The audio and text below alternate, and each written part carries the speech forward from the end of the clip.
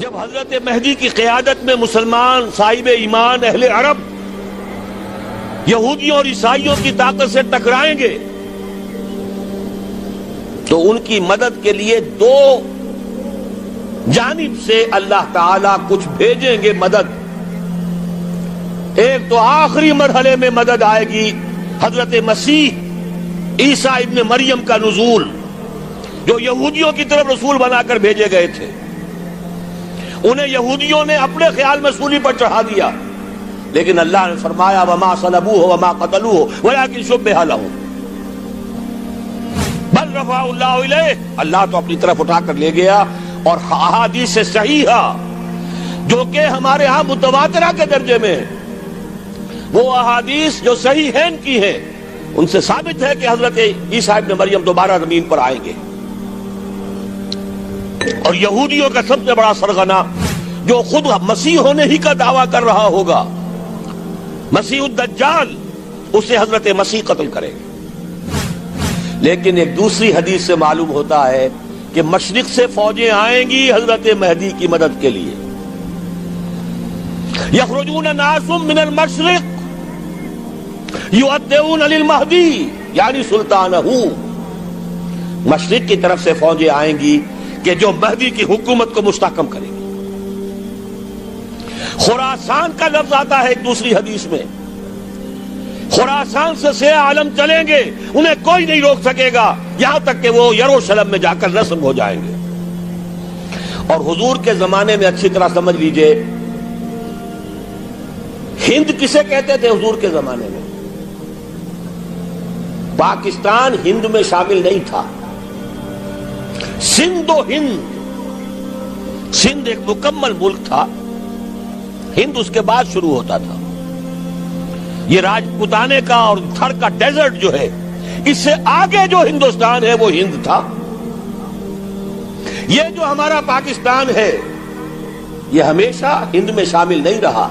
حضور کے زمانے میں بالخصوص سندھ و ہند، دریائے سندھ چلا رہا ہے. یہ ساری ٹریبیوٹریز جو پنجاب کے اندر اس کی ہیں، یہ سب ایک علیحدہ ملک ہے جو اس زمانے میں سندھ کہلاتا تھا. اور نمبر 2 یاد کیجئے، اس زمانے میں خراسان ایک علاقہ تھا جس میں موجودہ افغانستان کا 2/3، تھوڑا سا حصہ ایران کا، اور جہاں تک میں تحقیق کر سکا ہوں آج تک پاکستان کا بھی علاقہ، خاص طور پر مالاکنڈ ڈویژن جو اس خراسان میں شامل ہے. خراسان سے سیاہ عالم چلیں گے جو جا کر یروشلم میں نصب ہوں گے. یہاں بھی ایک نقطہ نوٹ کر لیجئے، پہلے بھی یروشلم ہم سے چھینا تھا. کس نے چھینا تھا؟ عیسائیوں نے، کروسیڈرز. واپس کون لیا؟ کس نے لیا؟ عربوں میں دم نہیں تھا، عرب عیاشیوں کی وجہ سے کھوکھلے ہو چکے تھے. واپس لینے والا صلاح الدین ایوبی، کرد خون. اب دوبارہ یروشلم لیا جا چکا. چھینا کن سے گیا؟ عربوں سے. عرب واپس لے سکتے ہیں؟ کوئی اندیشہ اگر ہو سکتا تھا عراق کے بارے میں کہ شاید اس کے ایٹمک دانت نکل آئے، جو سازش کی گئی، جس طرح اس احمق اور پاگل صدام حسین کو دام میں پھنسایا گیا. صدام 100 جال، دام کہتے ہیں جال کو، 100 اس میں جو پھنسا ہے تو اگلا پچھلا کھایا پیا سب اگلوا لیا. اور ہے ہی کون؟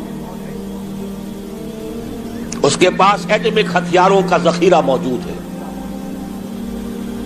اور کسی کے وہ ایٹمک دانت بھی نکلنے نہیں دے رہے. پاکستان کے اوپر کتنا دباؤ، اور ہمیں نہیں پتا کتنا کچھ دباؤ قبول کیا جا چکا. یہ تو سبھی مانتے ہیں.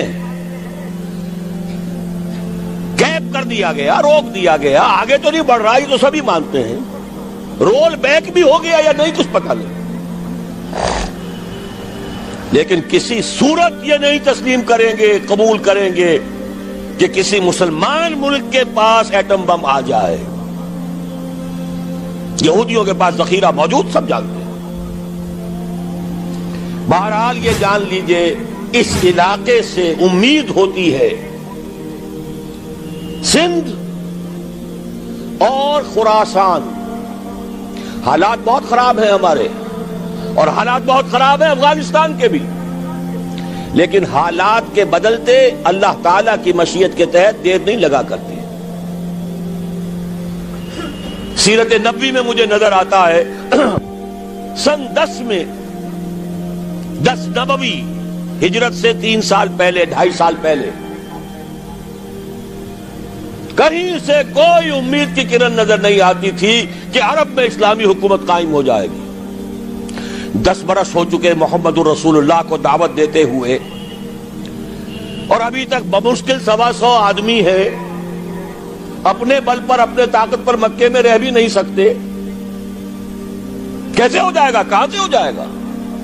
میں آج پوچھتا ہوں، کوئی سر بتائے کہیں سے کوئی امید کی کرن اس وقت نظر آتی ہے؟ اس ماحول میں لے جائیے. اگلے 3 سال میں کیا ہو گیا؟ پہلے سال 6، اگلے سال 12، اس سے اگلے سال 72، اور بیعت عقبہ ثانیہ ہجرت، اور وہاں سے اب حضور کی طرف سے انیشیٹ شروع ہو گیا، انیشیٹو. تو ہم نہیں کہہ سکتے اللہ تعالیٰ کی قدرت، اللہ کی مشیت. یہ یقین ہے کہ دنیا کے خاتمے سے پہلے نظام خلافت قائم ہوگا، اور تمام دنیا میں ہوگا. ظاہر ہے کہیں پہلے کسی ایک جگہ سے ہوگا، جیسے حضور کے زمانے میں ہوا. اگر بیک وقت پوری دنیا میں ہو سکتا تو حضور کے دست مبارک سے ہوتا. اگر حضور کے دست مبارک سے بھی ایک ملک میں ہوا، جزیرہ نما عرب میں ہوا، پھر حضور کے امتی ہیں نا، ابو بکر ہے، عمر ہے، عثمان ہے، صحابہ کرام کی فوجیں نکلی ہیں، امتی ہیں، امتیوں کے ہاتھوں اس کی توسیع ہوئی. اب بھی یہی ہوگا، کسی ایک علاقے میں ہوگا. میرا گمان ہے، میں یہ یقین سے نہیں کہہ سکتا. گمان بھی میرا ان احادیث کی روشنی میں ہے جو میں نے آپ کو بتا دی اور موجود ہے اس کتابچے کے اندر. علامہ اقبال نے بھی انہی کے حوالے سے کئی کہا ہے، میرے عرب کو آئی ٹھنڈی ہوا جہاں سے، میرا وطن وہی ہے، میرا وطن وہی ہے. اس علاقے سے کچھ ہونے والا ہے اور ہوگا انشاءاللہ. میری زندگی میں نہ ہو، آپ کی زندگی میں نہ ہو، کوئی پرواہ نہیں. حضرت حمزہ تو شہید ہو گئے غزوہ احد میں. 5 سال کے بعد حضور مکے میں داخل ہوئے ہیں فاتح کی حیثیت سے. حضرت حمزہ کی نگاہوں نے، ان آنکھوں نے تو نہیں دیکھا، عالم ارواح میں اللہ نے کیا مشاہدہ کرایا ہوگا انہیں، وہ تو ہمیں معلوم نہیں. بعض صحابہ شہید کر دیے گئے مکے ہی میں. بہت بڑی کامیابی. اپنی جان لگا دیں، اپنے آپ کو کھپا دیں، اپنے آپ کو مٹا دیں. جس طرح روڑی کوٹ کر بنیادوں میں بھر دی جاتی ہے، ہماری ہڈیوں کا چورا بنا کر اور ہمارے خون کے اندر اسے گون کر اگر وہاں ڈال دیا جائے، اس سے بڑی سعادت کوئی نہیں. اس پر تعمیر ہو خلافت علی منہاج النبوہ کی، ہم اس کی بنیاد کے اندر دفن ہو جائیں، یہی بہت بڑی سعادت ہے. لیکن یہ ہوگا. میں نے عرض کیا تھا کہ یقین ہے مجھے کہ ہوگا، اور ہر صاحب ایمان کو یقین ہونا چاہیے کہ ہوگا. باقی یہ کہ یہ آثار ہیں اور احادیث بھی ہیں، اور 400 برس کی تاریخ بھی بتاتی ہے کہ یہیں سے ہوگا. 1000 برس تک سارے مجددین امت عالم عرب میں پیدا ہوئے. 11ویں صدی کا مجدد اعظم شیخ احمد سرہندی کہاں دفن ہے؟ سرہند میں، ہندوستان میں. 12ویں صدی کا مجدد اعظم شاہ ولی اللہ دہلوی کہاں دفن ہے؟ دہلی میں. 13ویں صدی کا مجدد اعظم سید احمد بریلوی، ان کی تو قبر بھی معلوم نہیں، لیکن ان کا خون جذب ہوا دریائے کنہار میں، اور ان کے سینکڑوں ساتھیوں کی لاشیں اس بالا کوٹ کے مقام پر. 14ویں صدی کے مجدد اعظم شیخ الہند، لیکن ان کے ساتھ ساتھ اتنے اعظم رجال علامہ اقبال جیسا مفکر، مولانا مودودی جیسا مصنف، مولانا الیاس جیسا مبلغ کہیں اور ہمیں دکھا دیجئے آپ۔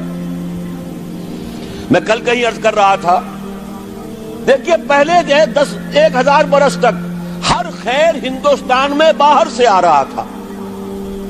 معین الدین اجمیری باہر سے آ رہے ہیں، شیخ علی حجویری باہر سے آ رہے ہیں، سندھ میں جتنے اولیاء دفن ہیں سب کے سب باہر سے، ایران سے چلے آ رہے ہیں۔